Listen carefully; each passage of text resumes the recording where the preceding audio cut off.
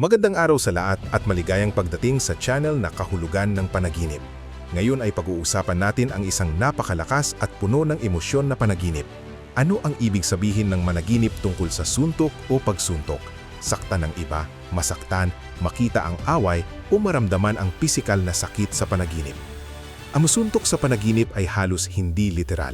Ito ay malalakas na mensahe mula sa subconscious tungkol sa internal na labanan, pinipigilan na galit, takot, depensa o pangangailangan na maglagay ng hangganan.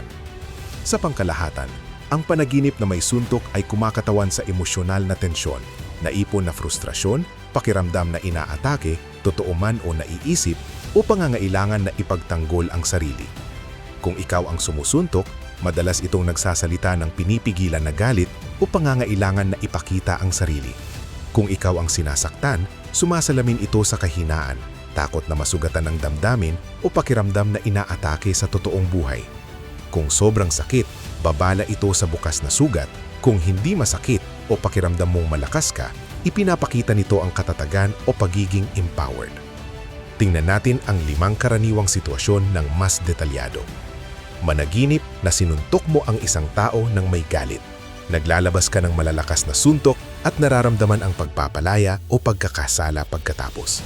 Ito ay sumasalamin sa pinipigilan na galit sa taong iyon o sa kinakatawan niya o pangangailangan na maglagay ng hangganan sa isang nakakalason na relasyon. Managinip na sinuntok ka o inatake. Natatanggap mo ang mga suntok, nararamdaman ang matinding sakit o takot. Ito ay nagsasalita ng pakiramdam na inaatake sa totoong buhay, puna, pagtataksil, presyon, kahinaan o takot na mawalan ng kontrol.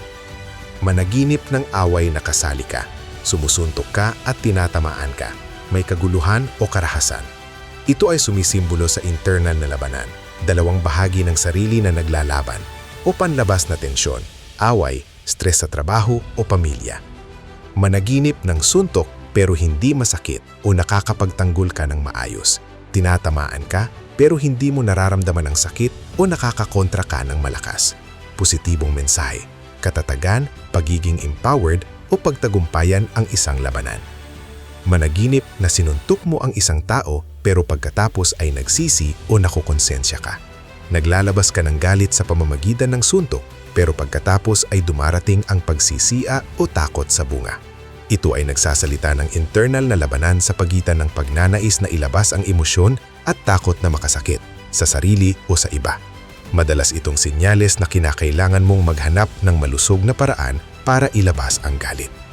Ngayon, para i-interpret ito sa iyong buhay, isara ang iyong mga mata sandali at alalahanin ang pangunahing emosyon ng panaginip. Galit ba? Takot? Pagpapalaya? O pagkakasala? Tanungin ang sarili ng tapat. Saan ka nararamdamang may tensyon o labanan ngayon? May galit ba na matagal mo nang pinipigilan at hindi mo inalabas? Nararamdaman mo bang inaatake ka sa totoong buhay? Puna, pagtataksil, presyon? Natatakot kang ang iyong galit ay makakasakit sa iyo o sa iba? Ang mga panaginip na ito ay madalas dumating kapag naipon na ang emosyonal na tensyon o kapag malapit ka ng maglagay ng malakas na hangganan. Ipahayag ang galit sa malusog na paraan o lampasan ang pakiramdam na biktima. At iyon na, isang kumpletong pagsaliksik tungkol sa panaginip ng suntok, pagsuntok o pagsasaksak. Nagkaroon ka ba ng ganitong panaginip? Ano ang naramdaman mo? Ikwento mo sa komento. Gusto kong basahin ang mga kwento nyo. Kung nagustuhan mo ang video, like, subscribe at i-on ang bell para hindi makaligtaan ang iba. Salamat sa pagiging nandito. Kita-kits sa susunod.